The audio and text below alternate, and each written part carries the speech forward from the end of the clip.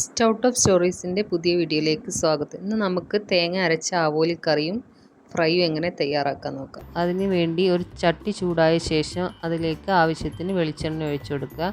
വെളിച്ചെണ്ണ ചൂടായി വരുമ്പോൾ കുറച്ച് കടുകിട്ട് പൊട്ടിച്ചെടുക്കണം.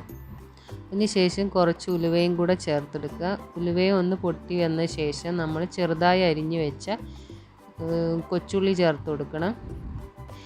പിന്നെ ഒരു 2 പച്ചമുളക് ചെറുതായി അരിഞ്ഞത്, അതിലേക്ക് ഇഞ്ചി വെളുത്തുള്ളിയും ചതച്ചത്, കുറച്ച് കറിവേപ്പില, ഇവയെല്ലാം ചേർത്ത് ഒന്ന് നല്ല രീതിയിൽ വഴറ്റിയെടുക്കുക. ചെറിയുള്ളി ഒരു ഗോൾഡൻ കളർ ആകുന്നവരെയെങ്കിലും നല്ല രീതിയിലൊന്ന് വഴറ്റിയെടുക്കണം.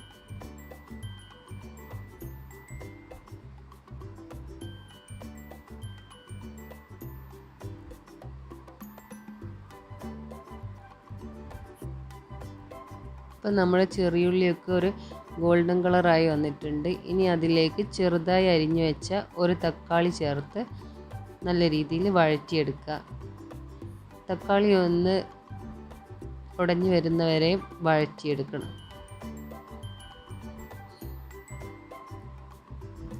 അപ്പോൾ തക്കാളി നന്നായി വഴന്നു വന്നിട്ടുണ്ട്. അതിലേക്ക് കുറച്ച് മഞ്ഞൾപ്പൊടി ചേർത്ത് കൊടുത്തിട്ടുണ്ട്,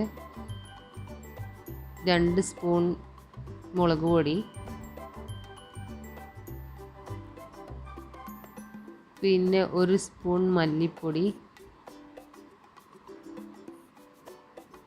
ഇവയെല്ലാം ചേർത്ത് നല്ല രീതിയിൽ ഒന്ന് വഴറ്റിയെടുക്കുക. മസാലപ്പൊടിൻ്റെയൊക്കെ പച്ചമണം മാറുന്നവരെ നല്ല രീതിയിലൊന്ന് നമുക്ക് വഴറ്റിയെടുക്കാം. ഇനി ഇതിനകത്തേക്ക് പുളി പിഴിഞ്ഞ വെള്ളം ഒഴിച്ചു കൊടുക്കണം. ഇത് ഒരു നെല്ലിക്ക വലുപ്പത്തിൽ പുളിയെടുത്തിട്ട് കുറച്ച് നേരം കുതിർത്ത് വെച്ച ശേഷം പിഴിഞ്ഞൊഴിച്ചതാണ്. ഇനി അതൊന്ന് മിക്സ് ചെയ്ത് കൊടുക്കുക.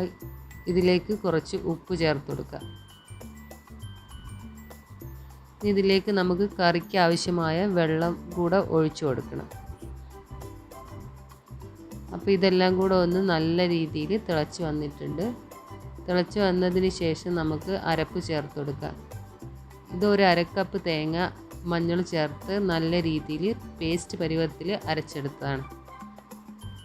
ഇത് ചേർത്ത് നല്ല രീതിയിലൊന്ന് തിളപ്പിച്ചെടുക്കണം. ഇത് നല്ല രീതിയിൽ തിളച്ച് വരുന്നാൽ മാത്രമേ ഉള്ളൂ മീൻ ചേർക്കാൻ പാടുള്ളൂ.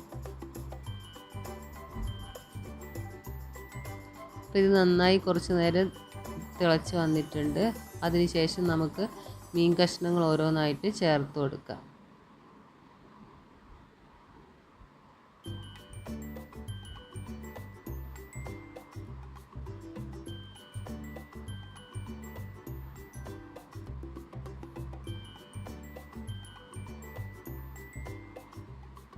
ഇനി ഇതൊന്ന് ഇളക്കി കൊടുക്കാം നമുക്ക്.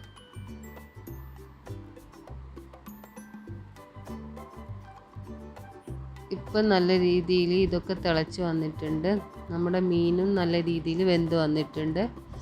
ഇത് ചെറുതായിട്ടൊന്ന് ഇളക്കി കൊടുക്കുക. ഇത് പൊടിഞ്ഞു പോകും, മെല്ലെ ഇളക്കി കൊടുക്കാൻ പാടുള്ളൂ. അപ്പോൾ നമ്മുടെ ഫിഷ് കറിയൊക്കെ റെഡി ആയിട്ടുണ്ട്. ഇനി നമുക്ക് ഫിഷ് ഫ്രൈ ചെയ്തെടുക്കാം. ഇതിനായിട്ടൊരു പാൻ ചൂടാക്കിയ ശേഷം അതിനകത്തേക്ക് ആവശ്യത്തിന് വെളിച്ചെണ്ണ ഒഴിച്ചു കൊടുക്കുക. വെളിച്ചെണ്ണ ചൂടായി വരുമ്പോൾ നമ്മൾ മസാല പുരട്ടി വെച്ച മീൻ കഷ്ണങ്ങൾ വെച്ച് കൊടുക്കുക.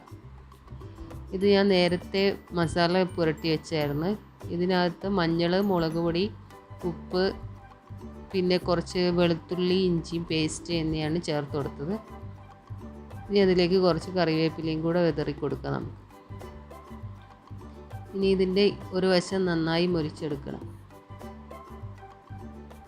ഒരു വശം നന്നായി വെന്ത് വന്നിട്ടുണ്ട്. ഇനി നമുക്ക് മറിച്ചിട്ട് കൊടുക്കാം.